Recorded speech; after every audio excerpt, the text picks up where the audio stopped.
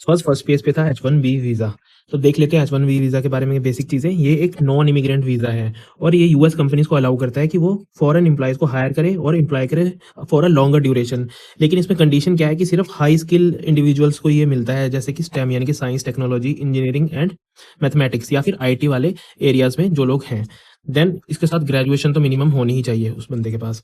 Maximum 6 years के लिए होता है। 6 साल खत्म होने के बाद या तो आपको 12 महीने के लिए यूएस छोड़ के जाना पड़ता है या फिर आपको ग्रीन कार्ड के लिए अप्लाई करना पड़ता है। 1990 में इंट्रोड्यूस किया गया था। एनुअल इस पे एक कैप लगा के रखी है। एनुअल लिमिट है 65,000 वीज़ाज़।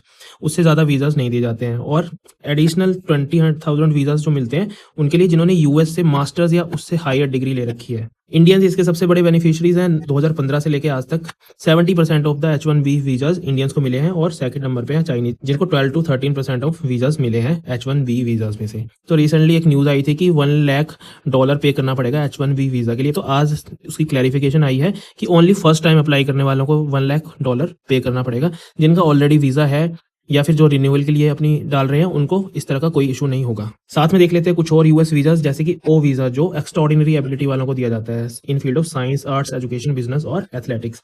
देन H2A वीज़ा जो टेम्परेरीली एग्रीकल्चर वर्कर्स को मिलता है। देन H2B वीज़ा जो other type of temporary labour को मिलता है या फिर जो सीजनल टाइप ऑफ जॉब्स करते हैं।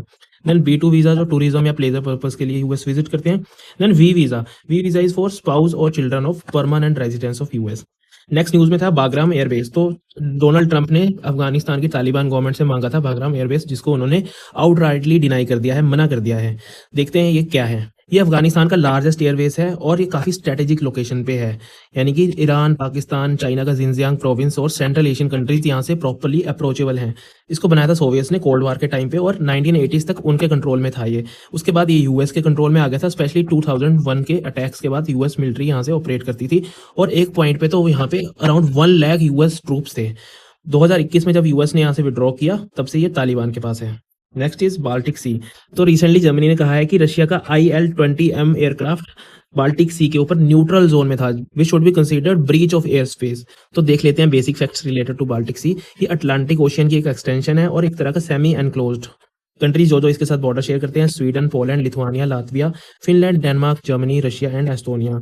इसमें 60 से भी ज्यादा रिवर्स इसमें आके गिरती हैं, जिसमें नेवा इज द लार्जेस्ट और इसका लार्जेस्ट आइलैंड है गोटलैंड। नेक्स्ट द हिंदू में एक आर्टिकल आ रखा था शेयर्स के टाइम करेक्शन के बारे में। तो टाइम करेक्शन एक इकोनॉमिकल फिनोमिना है जहां पे शेयर्स का प्राइस लंबे समय तक 2-3 साल तक स्टेबल रहता है, स्टैग्नेंट रहता है, मतलब कि एक ही प्राइस रेंज में वो शेयर या वो सिक्योरिटी रह रही है, उसका प्राइस इंक्रीज नहीं हो रहा है। Technically it is a loss for the investors, क्योंकि अगर इन्फ्लेशन का रेट एडजस्ट करे तो it is a loss for the investors.